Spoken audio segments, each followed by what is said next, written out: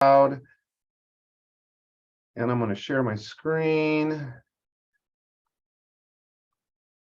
This is where I usually go south, so let's see what happens. Okay, everybody see that? Yeah. And everybody can hear me? Yeah. All right. Well, welcome everybody. Let me get my phone out here so I end on time and monitor myself. Welcome everybody. Most of you are here because you just got hired or got hired a few weeks ago to work at our internship this spring and summer, College Works. We do have a couple special guests here that are either friends of my kids or kids of my friends. I've done this talk many, many times. I don't know, 100 times for tens of thousands of people.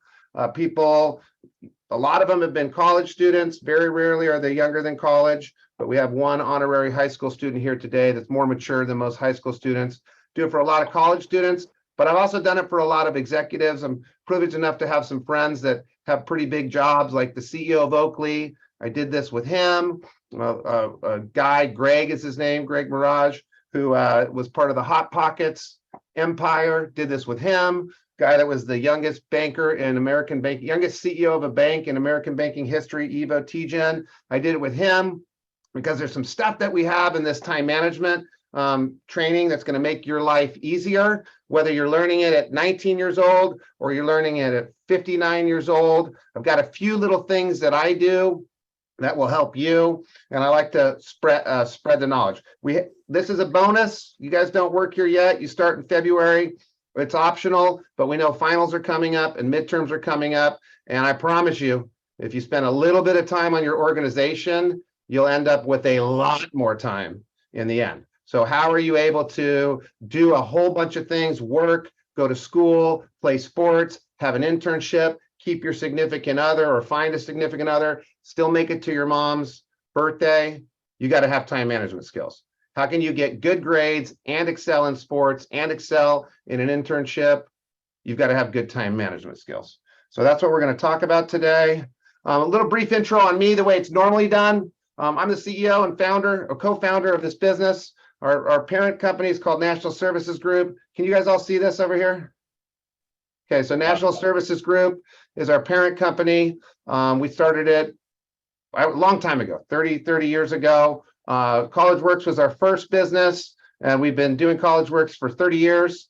We also have a construction company that operates all across the US. We have another construction company that only operates in the East Coast. We have this horrible real estate business that I absolutely hate that owns VRBOs and is the worst investment I've ever had. And we're pushing $200 million in revenue. I personally work primarily at College Works because I love this job.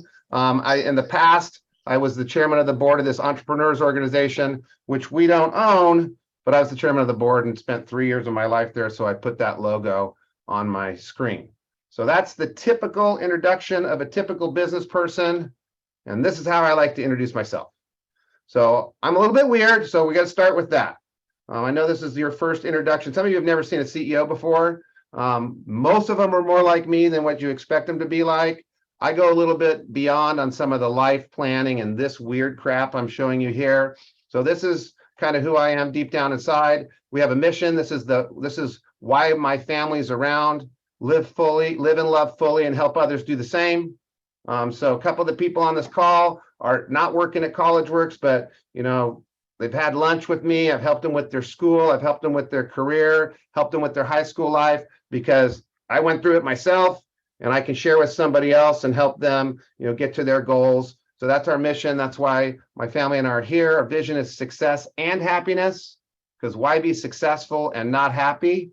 And then you see our core values. And I like to share this because since I'm one of the founders of the company, the core values I have are kind of blended with the core values of the other executives to create the corporate core values.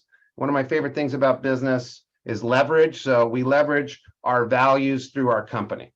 And you're seeing some of that today with a contribution to my friend Lisa's son and my friend Oscar's nephew, who are here learning because I value contribution, and I'm paying it forward actually, because Lisa and Oscar have done so much for me. I'm trying to do a little for them by helping their kid and their nephew. This is a passion play for me, by the way. I could choose whatever company I want to work in. And my partners all the time are calling me up saying, hey, come work in my company or the one they run instead of this one.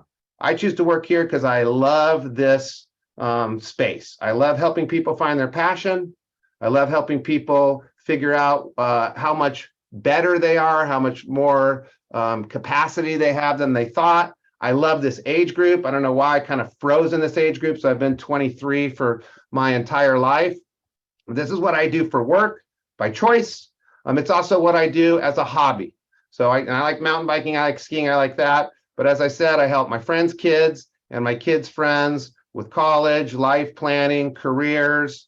And I was the global chair of this giant organization, the Entrepreneurs Organization, traveled, literally circled the globe 3 times in 1 year. I've been to 73 countries, met people all over the place. So I'm super passionate about entrepreneurship. I'm super passionate about this age group. I do want to throw out this little cheap solicitation for the podcast that we put on here, The Edge of Excellence. You can find it at any place you get podcasts. Every week we go through an individual, what their career is, how they got their career. Most of you have no idea what's out there. Most of you know of about 20, 25, 30 careers. The ones on TV, you don't even know what your friends' parents do. So in this podcast, we walk through, what does it mean to be an engineer? What does it mean to be in HR? What does it mean to be in healthcare? And you can look at the names of the people, or you can look at what their careers. Some of them used to work here, so they talk about the impact of CollegeWorks. A lot of them didn't. They're just my friends, and they have big engineering firms or whatever business they do, and they talk about what it means to be that profession and be that title and how you get there. So I put that together for your age group and for people that are in states that doesn't offer CollegeWorks. So hopefully you can subscribe to The Edge of Excellence. This week's episode is about someone that's in the healthcare industry, but not a doctor. And she walks through all the different avenues in healthcare. We've had any profession you think of, we have it there. So check out The Edge of Excellence on whatever podcast platform you use. I'm going to start off. We're going to dive right into it. So we're going to do a little exercise. And I'm going to need you guys to get out a piece of paper and just write, like you see on the screen, 100 down to 0 on the left-hand side, and start jotting down things that are stressing you out. And I need you to put them where they rank. So if something's super duper stressful, then you put it up the scale. If something's not that stressful, you put it down the scale. And you need to write down what it is and then put it next to the ranking. So you crashed your car, you write crash car, you put it near the ranking. Now, as you're doing this, and just think of a few things to write down, I do want to recognize that this is a tough time to be in your age group. And I will say that it is much tougher than when I was your age. Instagram, I hate Instagram. Instagram is stressful. Getting into college is a horrible, stressful experience, and it doesn't need to be. Doesn't matter where you go to school, nobody cares. Grades are stressful, but you have friends that are going through stuff that I never had friends go through. And I have a daughter, by the way, who's a senior in high school and a son that's a junior in college. And I'm blown away by some of the stuff my daughter and her friends have had to experience and some of the stress they had. So as we go through this, I just want to recognize that sometimes it's a little bit more than what I'm going to teach you today. Sometimes people need help. So at the end of this discussion, I'll throw my email up. I get calls all the time. I get emails all the time. If anybody needs help handling maybe a little more stress than a normal person, if anybody's having a little struggle with anxiety or depression, which seems to be pretty common now, you can always email me or call me and I'll help. If you're ever in a situation where you're really, really feeling down and really overly stressed out, it's important that you have someone to call, and then you can always call 911. So I do want to recognize that just starting off, that we're gonna kind of get into some stressful things, and maybe we'll be a little bit lighthearted, but I recognize that some of you have dealt with some serious shit. And there's one person coming on the call that's a friend of my daughter's, and I just can't believe some of the things that she's been through and their friend group has been through. So please give me a little slack if I'm making light of some of the stress, and also know that if there's an emergency, you call 911, and if you're really overwhelmed, there should be someone that you call, and you can always call me. My wife deals with anxiety and depression, so I'm a good resource if you need it. We also have a psychiatrist that I just hired a couple days ago that's going to be on staff to help people that need it, because I understand and recognize that the world's a crazy place right now. And it wasn't that way when I was your age, and I can only imagine how hard it is to handle at your age. All right, so you should have written down at least a few things that are stressing you out and ranked them. No, I forgot to say this. The ranking, as it says on the screen, is in the scheme of life. You're ranking it as how stressful it is in the whole scheme of life. So it's 100 because it's like the most stressful thing ever, and it's a 0 because it's the least stressful thing ever. So rank it in that context. And I will ask a couple people to share something that is stressing them out and what the rank is. And I'll write some of these down and then we'll address them. So you don't have to raise your hand. You can just come off mute and share. And if you don't have your camera on, I guess that's okay. We prefer the cameras on though, because it's just way better if you're talking to a bunch of faces instead of a bunch of screens. So who would like to share? Zach, I don't know if, are you trying to share Zach's phone, Zach? Would you like to share one? Look, I do. We'll go Zach first, Yeah, then Evan. Something that's stressing me out is probably school. And what do you rank it? I put it at about like 70, 80. I think I put it in my 80 spot. And what is it about school that's stressing you out? Just the workload and always making sure that things are on time. Workload and on time. Yeah, and plus exams are coming up here shortly too. Plus exam. Hey, what year are you in school, Zach? I'm a junior. Okay, so you've been at it a while. And then Evan, did you have one you wanted to share? I thought Evan was talking. I'm wrong. Who else wants to share one?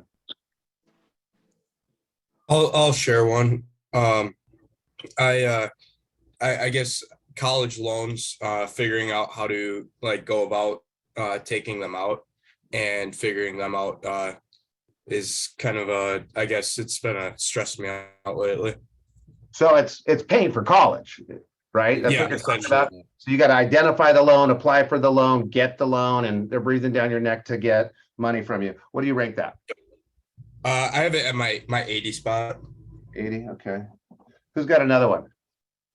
I said paying for college as well, and I'm trying not to take out student loans. So I'm like, I work when I can. I'm just kind of like scraping for money right now. And I put that at my 90. Okay, we came to the right place. We'll see if we can end that stress for you this year. Who's got another one? I can share one. Okay, Ryan. I put this at my top one. I said my worries about what specifically my career will be. Like if I'm in the right major, I don't want to find out once I've put in the time and effort, 4-year degree, and find out it's not for me. What's your major? I'm marketing with an emphasis in sales. What year are you? I'm a junior. Okay. All right. Mitch, were you about to go? Yeah, I was just going to say that work is probably something that stresses me out a little bit, just all together with school as well. Okay, so work and school at the same time. What do you Yeah. rank it? I ranked it not super high, like about 50%, but it's still part of my stresses. Okay. Who's got another one? I got one. Okay. I said trying to find housing for next year. I got 3 other roommates who I'm trying to live with next year, and we kind of started a little late. So I've been emailing a bunch of like places, a bunch of like rental places, and they've been saying that they're all booked. I finally found one, but it's a real like stressful process to try and be like the first to actually get it because there's What a do you lot of rank? people fighting for it. What do you rank it? I put it at about 70. 70? Yeah. Else? Housing for next year, meaning fall next year, right? Yeah, fall next year. And so I hate to do this, guys. I can't really see because I'm old. Okay, I got to see who said that.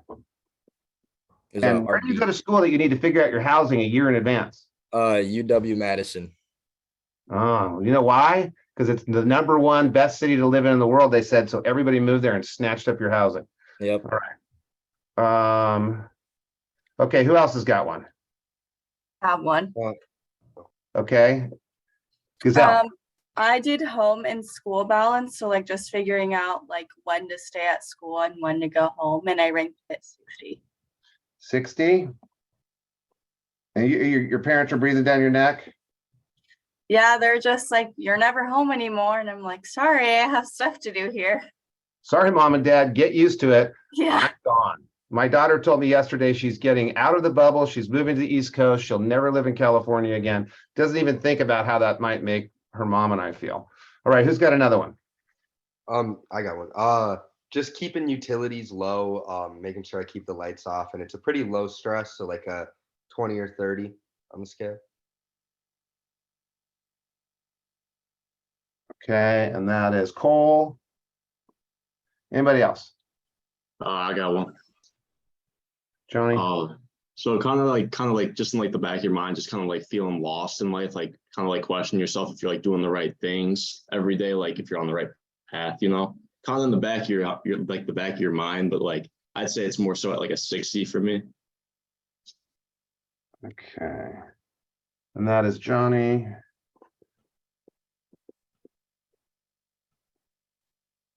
I'll take one more. Anybody want to throw one more out?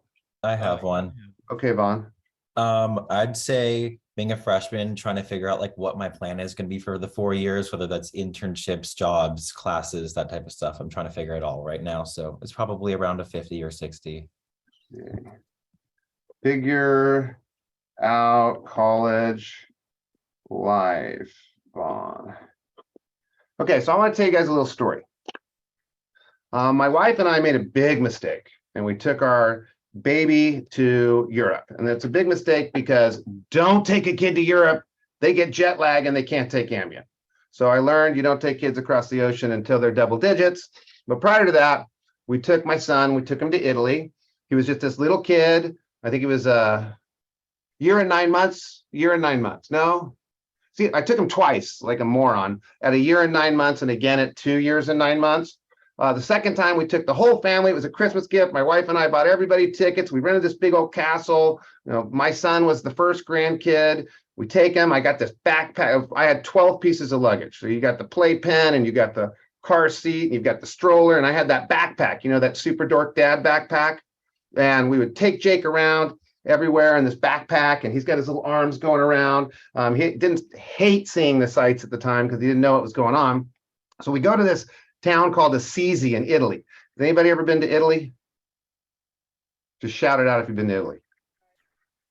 No one? I've been to Italy. Okay, Anthony, where have you been? I was in Venice. Venice, okay. And is it Kay Erickson? Where have you been? I'm not really sure what it's called, but it was like a skiing resort that I went with my host family. Oh, you had an exchange. You went to a ski resort. That sounds nice. So if you've been to Italy or you've been to Spain, it's like you go to a different world. If you go to Germany, it got bombed in World War II, so everything's new. You go to France, it got blown to pieces, so everything's new. But you're in Italy, it didn't get bombed. Southern Italy didn't get bombed. So you have the old historical buildings and the old historical towns and the old historical streets. And I have a history degree. I love that stuff. So I got my kid, he's in the backpack, and we go to this town called Assisi. If you're Catholic, you might have heard of Assisi. St. Francis was from Assisi, the patron saint of animals. And it's this feudal town. So it's got like a rock going up and the town's on top, and you can't get to it, so they can protect from the invaders, and they're going to be shooting their bows and arrows and pouring hot oil on people, and you just feel like you're in that time. And so we go to Assisi, we take the whatever you take to get up to the top of the hill, and there's no cars on the top of the hill. There's only one way to get up where cars can drive, and that's at one end of town. We went up on the other end of town, which was cool because we're walking through the streets, and the streets are like 8 feet wide. They can't have cars because they can't fit. Walking only streets, and we're checking out the history, and my son's eating capers and having a great time. And we get to the cathedral, and I love cathedrals and I love history. And my son's not old enough to start bitching at me like he did the next time I took him to Europe. And so we go in the cathedral, and I got my wife, and she's stoked, and I'm stoked, and it's a beautiful sunny day. And Jake's in the back in his little backpack, and we're having a good time. And we walk through the cathedral on the main floor with all the marble and all the statues. And then we see this little tunnel down. And I know what's in the tunnel. And I get really excited because underneath the cathedral is the catacombs. Does anybody know what the catacombs are? What are the catacombs? Is it Arndt? Ardit. Where people are buried. Yeah. Okay, so someone said people are buried, but how do you say your name? Sorry. Ardit. Ardit. Were you going to say where the people are buried? Yeah, I was gonna say that's where like they buried a bunch of like dead people. And there's probably a bunch of bones down there and stuff. Yeah. Except they're not buried. There's these stone boxes, and they're just in boxes, like it's like a coffin inside a big stone box. And everywhere there's these stone boxes, and there's these little niches, and that's where St. Francis is, and a bunch of the Catholic heroes are all there. And I'm checking it out. I'm in dork heaven, and I got my white sneakers on and my cargo shorts, and my kid doing this, like I'm fully dorking out. The other thing that's down in the basement is mold. A lot of it.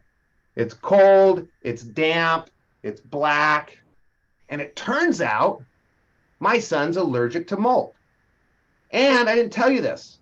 My son had really bad asthma. And those of you that have asthma, you have a hard time breathing.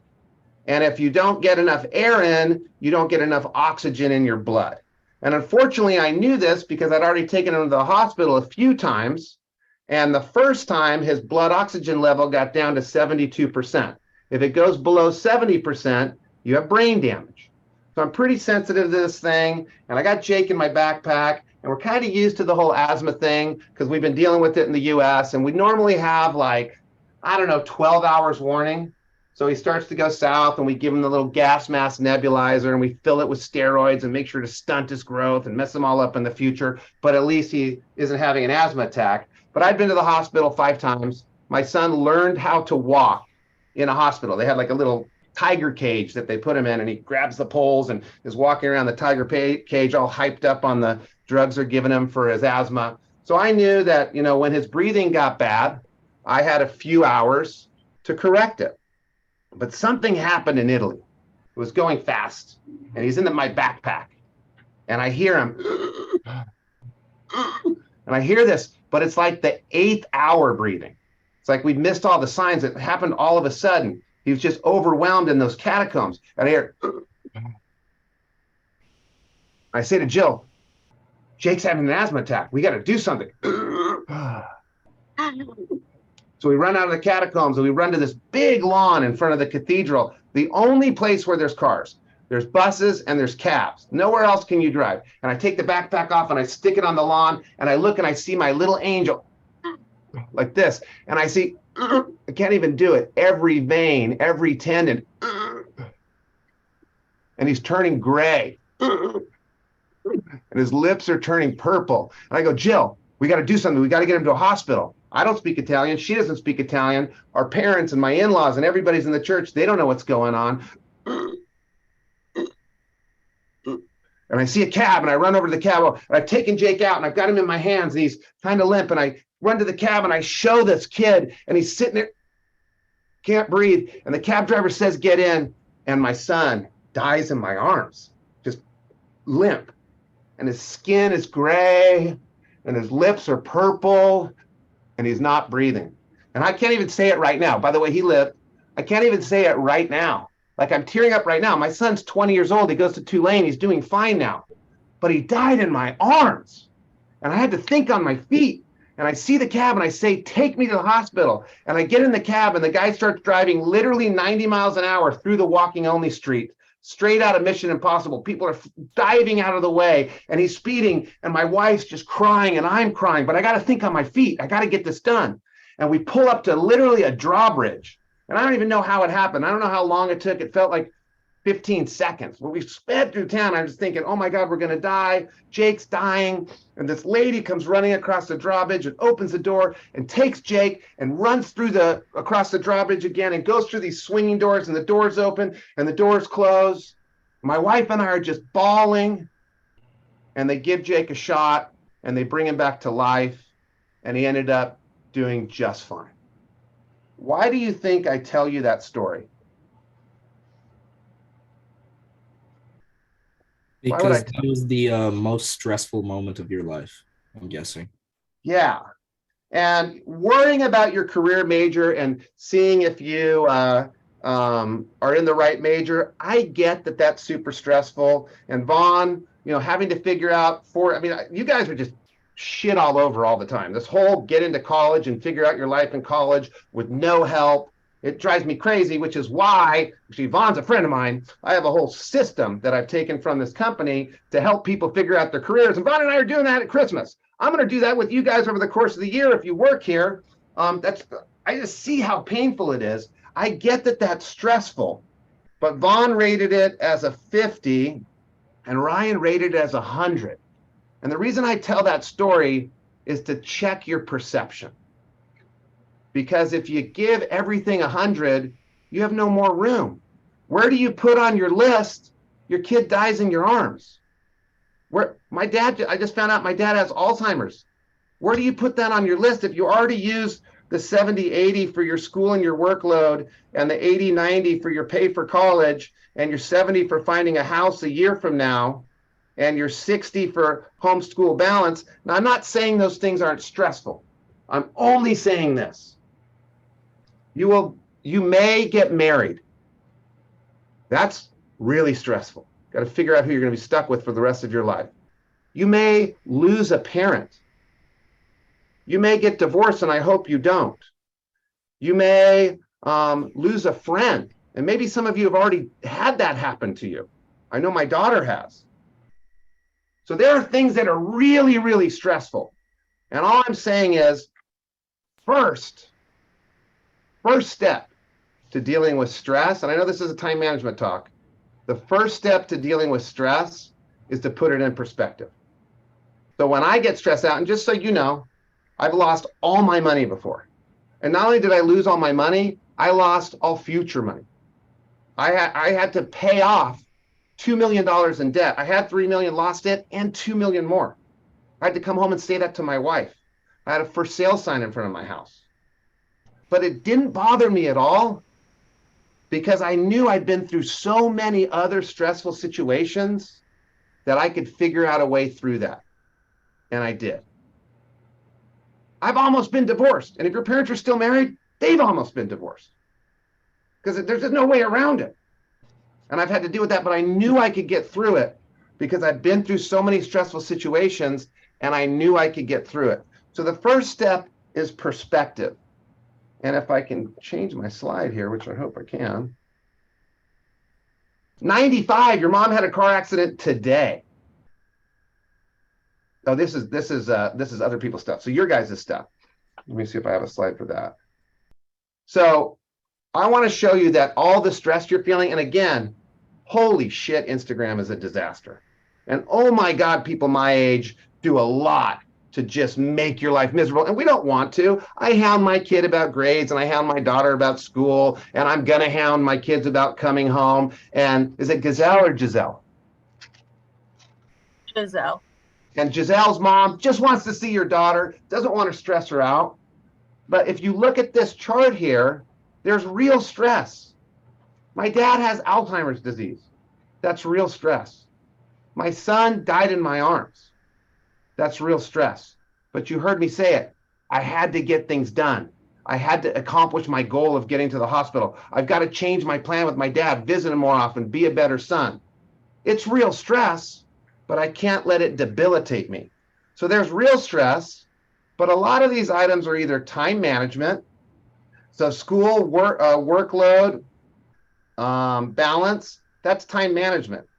Paying for college is kind of a real stress, but putting it at a 90 is a perspective thing. What's the worst case scenario? Worst case scenario, my dad dies, my son dies. Worst case scenario with paying for school, you take a semester off and figure it out. Finding a house at 70. You don't find a house, you have to live in a shitty house for a year. No one's dying. It shouldn't be a 70. Lost in life, Johnny and Vaughn. I can't put a number on those because at the time, that may be 100.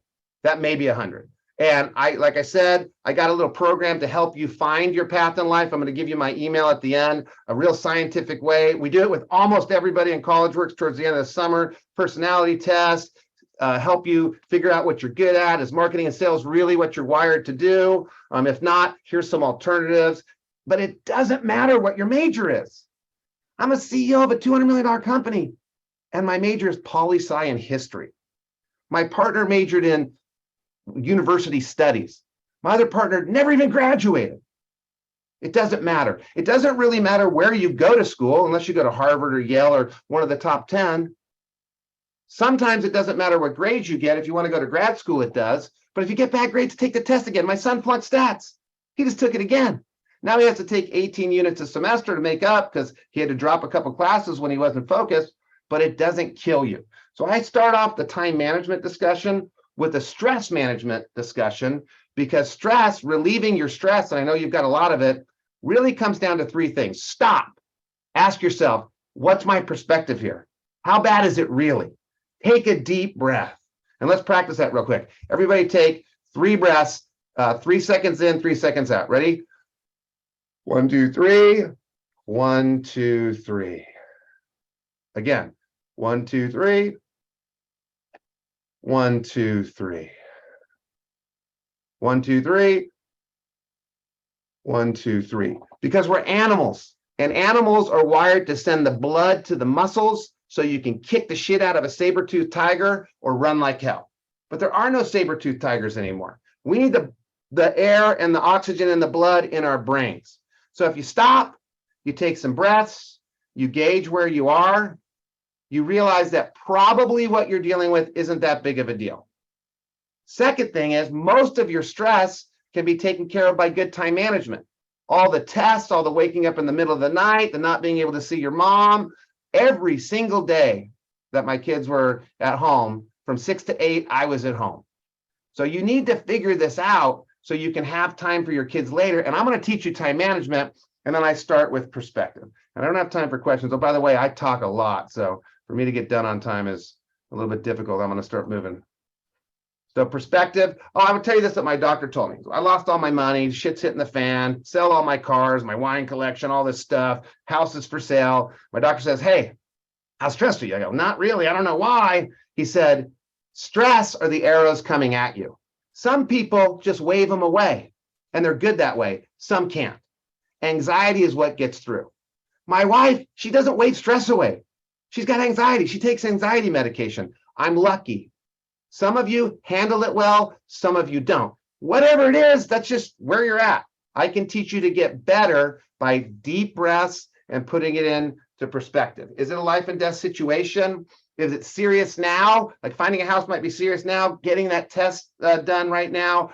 Paying your bills right now. In the big scheme of life, and I've been there. I ate ramen every meal. I ate potatoes and noodles every meal. In the big scheme of life, maybe it's not as stressful. And then finally, is there anything I can learn from this experience that will prevent a reoccurrence in the future? So believe me, I haven't lost all my money again. That was the 3rd time. So I'm a slow learner. But what can you learn? What can you learn from the experience of your father losing his business because his business was built on someone else's land and they took the land away? What can you learn about being a better brother, a better son, a better community member, a more motivated yourself? What can you learn from, the housing situation? Maybe you should have started earlier. The scholarship situation. You're going to learn how to get them for next year, so it'll be a lot less problematic next year. So I wanted to start with that. I always like to start with that. And then we get into what I'm supposed to talk about. And that's time management. So there's a guy named Stephen Covey. He's a thought leader in business. He wrote a book called The 7 Habits of Highly Effective People. And he said that most people do things that are not important. And that's why they're not successful. Successful people live in the important zone. But really successful people live in the zone of important and not yet urgent. So studying for your test tomorrow is important and urgent. Studying for that same test last week is important and not yet urgent. Writing your paper that's due in a few hours, urgent. If you did it last week, not yet urgent. Buying your ticket home for Thanksgiving, now it's more expensive. It's become urgent. 3 weeks ago, not yet urgent. So Stephen Covey studied thousands of people that were super successful and found out what they had in common is they do things before they're urgent. And when you do things before they're urgent, this weight of stress lifts off your life. When you get really good at organizing your schedule and you never forget anything and you're always ahead, you have free time. And if an emergency does pop up and you've gotten all your shit done a week ago, you can deal with that emergency. So my wife gets in a car accident right now. I can leave this call, make someone else the host. They already have the slide deck. They can do the talk because I'm prepared. And so that's the first lesson, important and not yet urgent. The action plan to get to the place, because a lot of you have a bunch of shit to do tomorrow that's really important. It's going to take a couple weeks. So you get a calendar, you set aside some time to plan out your life. And then every week you plan out the next week, and every night you plan out tomorrow. I print because I'm super old. You guys have it on your phone. But why would I do my schedule? Like I'm going to show you guys my schedule. Why would I look at it the night before and firm it up the night before instead of in the morning? Anybody have an idea? Anyone? Increases efficiency. Might increase efficiency because I might figure something out that if I figure it out tomorrow, it's too late. But the real reason is I spent the first 20 years of my life with a notebook next to my bed, and I'd wake up and I go, oh shit, and I'd write something down. And I'm constantly waking up and writing something down. Or my least favorite, wake up in the middle and oh my God, I forgot that test. And then I'd get my calendar and figure out when the test was. My mind wasn't at ease. So you have subconscious mind. If you let yourself know, I've got this, I'm set for tomorrow, your subconscious mind takes a break and you won't be waking up in the middle of the night. You won't be having nightmares. You'll be able to sleep better. So I do the whole quarter, which we're going to talk about. Then I do it weekly. Then I do it the night before. So I go to bed knowing things are cool and I can sleep better. So we have a quarterly foundation. I went to UC Santa Barbara. We're on the quarter system. You guys are on the semester system. But once a quarter, when you get your syllabus at your age, later on when you're my age, I just have it in my program. I'm setting up my entire next quarter. I'm plugging in my standing commitments first. So you're in school, you have classes. You may have weddings. You can't move the wedding, can't move the class. There may be some parties for your fraternity or sorority. You may have to skip some, but there's those 1 or 2 or 3 that are super important. Your mom wants you back to see her. You have that in your schedule because you made an appointment with her to go get your hair done, your nails done, or go on a trip somewhere. Those are standing appointments. You can't move them. They're set. Those go in first because you can do nothing about it. Second thing you put in is the deadlines. You know when your papers are due. You know when your work projects are due. You know when your tests are due. That goes in second. And then 3 and 4, we do at the same time. And this is what's unique to my time management program. And this is why the big time CEOs liked it, because they weren't having any fun. Evo the banker hadn't taken a vacation for 7 years. Scott Olivet was sleeping at Oakley. He lived there for 90 days. It was a miserable life. You treat fun as if it's part of your job. You have your date night in there. And it sounds dorky. You have your slosh ball game. You have your Monday night football if that's important to you. In my case, I have mountain biking. I have workouts. I put that in before I put in the rest of my work. I make time for balance. Now, my balance is different than yours. I've already done what you guys want to do. I already have a huge company. I already sent kids to college. I've already made a bunch of money. I've already been on the news all over the place. So I can take it easy, right? In your 20s, you got to get ahead. So you probably will work a little bit harder than you will in your 50s, unless you don't. It's an investment. If you invest early, it's the compound interest. You get a bigger return. So you may not be able to take all the time off you want. Balance is on not a daily basis, not a weekly basis. You're not balanced during finals. You're not balanced during midterms. You're not going to be balanced during the first 2 weeks of the summer if you're working at College Works. Look at balance on a quarterly basis. Look at balance on a 6-month basis. Look at balance on an annual basis, and know that some days and some weeks you're not going to be in balance. You're going to be working too much. You're going to be studying too much. You might be on vacation and not working or studying at all. But the key to my system is I get the commitments in, I put the fun in, and then here's the magic. No one does this. I put the pre-work in. I actually plug into my calendar time to study per subject. I have a political science test on December 3rd, and I know it's going to take me 20 hours because I've taken a bunch of political science tests before. I have 10 2-hour blocks already in my schedule. I have another 10 for my history test. I have like 95 for Spanish because I could never do Spanish. The key is that what's unique to this system is fun and pre-work. If you only put the deadline in, then when you get to the deadline, you're too late. But if you put the pre-work in, you're always going to be on time. And as an example, I have to write board books for our company. I've got a meeting on January 2nd. I started working on the board book. I go looking for a pass file. I open up the pass file. Turns out I made the board book last year. We canceled the meeting because of COVID. I have 20 hours in my schedule, too much time to make the board book, and I don't have to use any of it. So now I have no stress. I have all this free time because I'm ahead.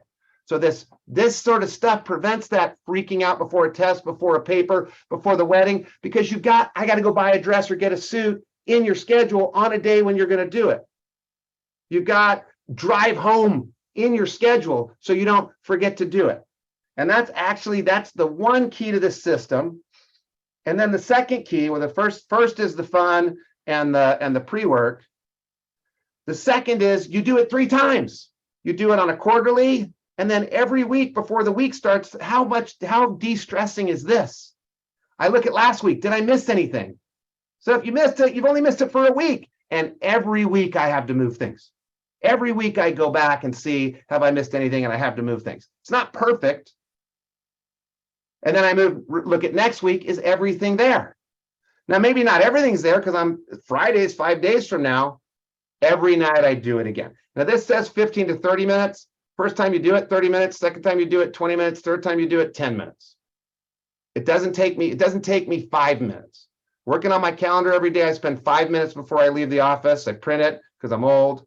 Every Friday, I do it on Friday night, not Sunday. I don't like to work on Sundays. Takes me 5 minutes because I'm in the habit. But in the beginning, it'll take you a little time. And this is what it looks like. Here's your quarter. Your classes, I got my workout. Oh, green for me is fun. Blue is, well, for me is College Works. Yellow is associations. But I got my wedding. I got my workout. I've got all my classes. This is stuff you know now. So you can do this part now. I might have some study time in there. I got a final right here for history, but I don't see any history study time. That's a mistake. So I should have had some boxes in here to study for history. And this is what it looks like a week out. So I got work down here because I know what my work schedule is, but I have by subject, study history, study econ, study physics because physics is easy for me. And I'm preparing for these tests that are way down here. So your action item is, sometime this week, go sit under a tree, sit in your living room, get your syllabuses out, create your quarterly foundation now. Put your finals in there now. Put your pre-work and your fun in there now and get your quarterly foundation laid. 1 week out, Sunday or Friday, I suggest, set it in your phone to remind you, time to adjust my schedule. All your friends will think you're dorks, and then you can do donuts in your Ferrari around them when you're 30 years old to show them who the dork is. Because they're smoking weed and getting nothing done, and they think you're dorky because you put your girlfriend in there date night and you put your studying in there. Well, when you're 30, dorky is being unemployed. When you're 30, dorky is having the same job you had when you were in high school. Not dorky is being able to make time for your friends' kids and make time for your kids' friends and go to all the games and go on vacations where you don't have your phone buzzing all the time. That will become not dorky. I know it's dorky now, but your perception of that will change. And then the night before, I've got every minute of my day in there. Super dorky, but super less stressful. And as Stephen Covey said, super effective. So your action plan And by the way, this optional, we're going to teach you all this again. If you're in College Works, we'll teach you. We're going to record this and send it people. I have a white paper. We'll send you everything I'm saying with all the screenshots is on a white paper that I'll send you. We've got a podcast on time management. There's a YouTube video of this exact same thing, which we can send you. So whenever you make the choice, how do you eat an elephant? Anybody know how you eat an elephant? Anyone? One bite at a One time. bite at a time. One bite at a time. So you take the first bite. Whenever you can, put it in your schedule whenever you feel like it. You can do it now. I'm going to spend 30 minutes planning the rest of my semester. Then pick a time, put it in your schedule right now. For me, it's the end of every Friday. And it moves around. Sometimes my Friday ends at 1. Sometimes my Friday never starts. Sometimes my Friday ends at 5, but it never ends at 6 on a Friday. So I put it in there and I'm going to review next week. And I just know every night before I close my computer up, I'm going to be a dork and print my schedule. I actually stick it by my bed because all the time I'm wondering, oh, what time do I start work tomorrow? Am I forgetting anything? No, because it's there and my subconscious is in the back of my head. Oops, is that it? Oh, so let me stop sharing. And I'll show you real quick my schedule so you can see it in my life.